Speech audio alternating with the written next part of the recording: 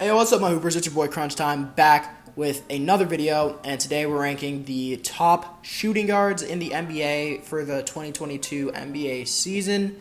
And, this video is pretty self-explanatory, so let's just get into it, man. Don't forget to like and subscribe if you want more of this kind of content. But yeah, without further ado, let's get into it. And first things first, I've got some upgrades since the last point guards video, and also I forgot Tyrese Halliburton on last video, and he's obviously a point guard, so whatever. He's a good player. He's in that Darius Garland tier, and so yeah, that's just one thing I forgot to say last video. And today we've got more tier lists or more tiers, just because I realized last video that the tiers were kind of limited, so we've got more variety here. We've got him from last time. We've got superstar, all-star. We've still got good starter, but we've added a mid starter and then bad starter, because sometimes you're in the middle there.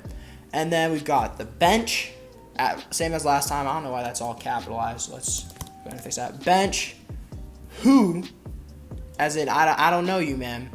And NA, if you didn't play. I think all these guys played this year, or played a sizable amount of games, so I don't think we'll need the NA tier. But yeah, let's just get into it, man. First things first, Bradley Beal. He's an all-star. He's been around that tier for, a few years now, and it's just sad, man. He can't win. He's always on the bench, losing by 50, head in his towel, and it's sad to see. But individually, he's still an all-star tier player, so not much to really say there. Bogdanovic, he's a mid-starter, man. He's a mid-starter. He's cool for the Atlanta Hawks. He's had a few pretty good games here and there, but he's in this series. Good to mid-tier starter, but I'm gonna say he's mid. Buddy Hield, I'd say, is also around that same tier. Maybe he goes up to good starter, but for now I'm keeping him here. Maybe right above Bogdan. And then CJ McCollum, I don't know. I think he's Bradley Beal tier. Just barely, though. I think he's just above good starter. Maybe I could see an argument for either of them, so I'm going to keep them in the same tier. If I do anything, this is what I'm going to do, because I really don't see that much of an argument for putting Bradley Beal a hole. Actually, okay, we'll keep it like this for now. But I can see CJ moving up. Because I feel like he's more than just a good starter. No, he's an all-star. I'm tripping. He's an all-star. I believe this is Aaron Holiday. And he's a bad starter, bro. He's not amazing. He's had his spots here and there, but I mean, oh my God, did I just say he's Aaron Holiday? Jeez. Karis LeVert. I meant Karis. Oh gosh. Oh my gosh. Karis LeVert. It's Karis LeVert. Jeez, I'm tripping. And if it's Karis LeVert, which it is, he's a good starter. I'm terrible with matching names to faces. My bad. But that's Karis LeVert. I just hope he can play a bit more next season, and I'm excited to see what the Pacers are doing, man, in this rebuilding stage. At this point, Colin Sexton's just a good starter. He's just a good starter. I feel like he's pretty sizably above Karis LeVert, so I could see LeVert moving down, but I don't. Colin Sexton's not really all-star tier yet. Devin Booker, I could have put him here before his meltdown in the playoffs. I could see him going here or here. As of right now, though, I'd say he's maybe a tier above them, but just barely, bro. He's not him in the clutch, man. I don't know what to say. He's not him in the clutch. Pat Connaughton, mid-tier starter. I'll put him right there.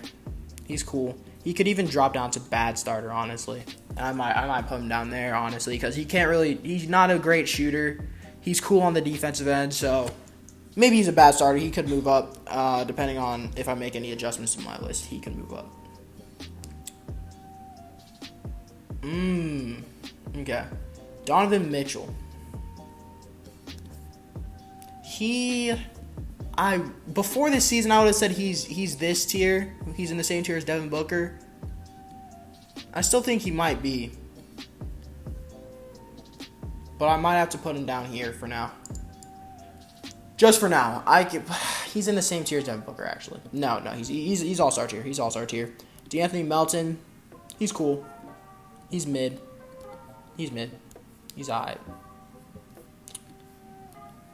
Yeah, not much to say there. Duncan Robinson, again, another mid-tier starter. Maybe you could make an argument he's a good starter. But honestly, not really. He's a great three-point shooter, don't get me wrong. But I think he's just a mid-tier starter as of right now. Landry Shamet.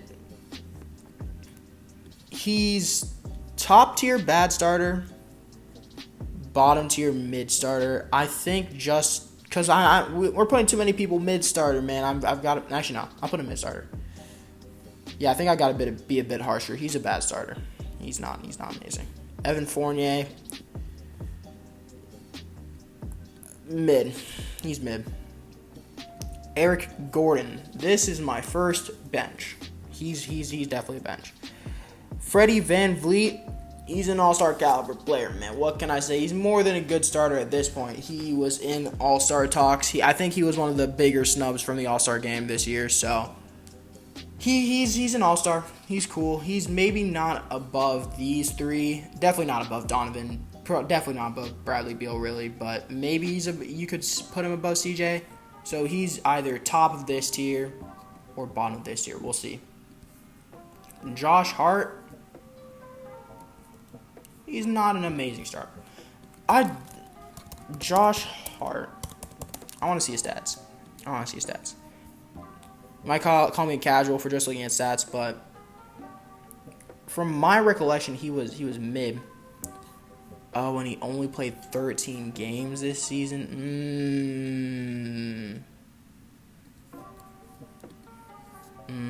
Oh wait, no. He got traded. That's right. I was about to say, he was not injured for a lot of the season. Yeah. So 54 games. Not an amazing amount of games, but he was a lot better in Portland. He's still mid. He's still mid. Because he did average like 20 points per game. He averaged 20 points per game. Granted, it was only 13 games in Portland, but that's pretty solid. We'll put him mid tier for now. I could see him dropping down here. We'll put him mid tier for now. Josh Jackson. See, I know who this is just because he's a ginormous bust, and I don't like throwing that word around. But as of right now, he is a huge bust, and he's always getting in fights, and he can't back up his talk. So I know who he is, but he's still a who? Like, he's a who, man. And another who, this guy, his face looks so familiar. I want to say that's Terrence Ross, but I know it's not. Don't know who you are, my guy. So I'm gonna put him in who. Kyrie Irving, bordering on NA, because he did not play that many games, but he played in the playoffs. He's still a good starter when he does play. He's still an all-star even, so I'm putting him up there. He's not quite him. I actually don't know if we'll have anyone in him range today.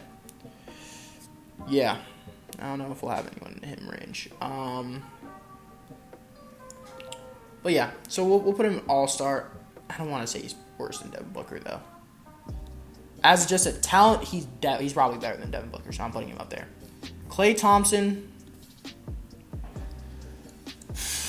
As a Warriors fan, I try not to be unbiased, but he was pretty mid when he came back. I want to say he's maybe up here. I could see him being down here, but as of right now, he's around this range. Maybe he's a bit better than CJ. Because of his defense, he's still a really, really great defender. He's taking a step down, but he's still a pretty good defender. And he's mid on the offensive end, so I'll put him right there. Lou Dort, I love this guy. He's probably a bad. No, he's a really good defender though, so I'll put him. I don't want to sleep on Lou Dort, man. So I'll put him right around here, in between D'Anthony and Bogdan. Maybe not. I say he's better than Melton. He might be top of this mid tier. He's top of this mid tier. He's obviously a great defender. I want to see his averages. He did get injured, so keep that in mind. But yeah, 17 points, 2 assists, not amazing. 4 rebounds. He was an alright shooter. No, he was a pretty bad shooter this year. So he's mid, because that defense also does add a lot of value. So I'm keeping him mid tier. Maybe he's a bit lower. And now that I'm looking at this, Buddy Hield's up there. I can see this. Malik Beasley, not amazing. I'll put him mid bad starter tier. Malik Monk, he was cool this season if I recall correctly. He had a pretty good season overall. 14 points, 3 assists, and 3 rebounds on pretty good shooting. Yeah, really good shooting. So I'll put him mid-tier starter. He was one of the brighter spots for the Lakers this season, definitely. Marcus Smart, I'd say he's more of a point guard, but it is what it is. He's not really above Freddie. The DPOY is probably around this tier. I can't really see a case for Colin Sexton over him. I can definitely see a case for Fred VanVleet, but he's just a good starter, especially because his decision making in the clutch is awful, so that plays a factor. But yeah, Paul George is, I think, an NA. He played for, I had him on my fantasy team. He played for a decent chunk of the season, and then he got injured maybe even a quarter of the way through, honestly. He played 31 games. If he was 31 games, he was alright. But 31 games, less than half of the games, I'm putting him NA. Seth Curry, a really good shooter.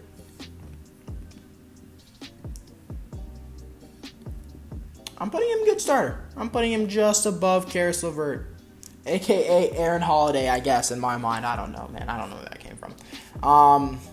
Tim Hardaway is... I'm sorry. I didn't mean to drop him on the bench. Tim Hardaway is a cool starter. I could see him being this tier, maybe. I could even see Karis LeVert being this tier. And at this point, man, there are too many mid-tiers. He's going down.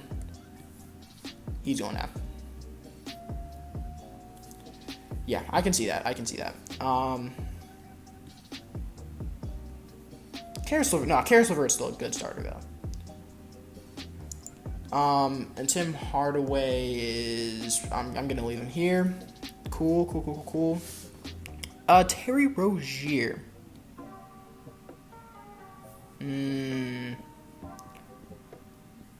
He's probably bad starter at this point. Terry Rozier. He's probably bad starter, honestly. 19 points. I'm tripping. When did he have this kind of season? I must not have been watching enough of Charlotte. He had an alright season. I'm tripping. And he played 73 games.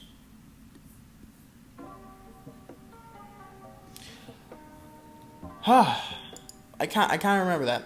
I kind of remember him playing alright, but yeah, he's in that tier. Will Barton, he's cool.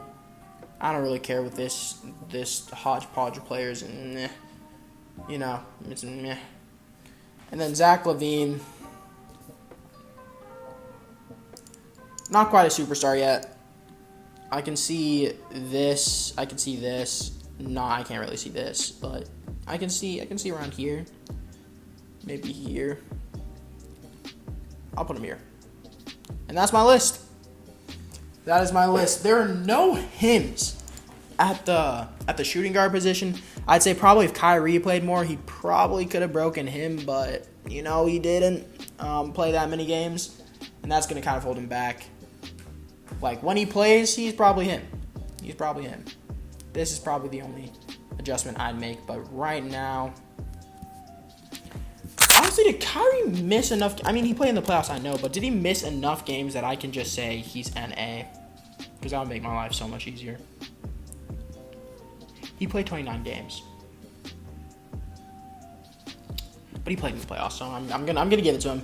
He's probably him. He's probably him. Yeah. So this is my list.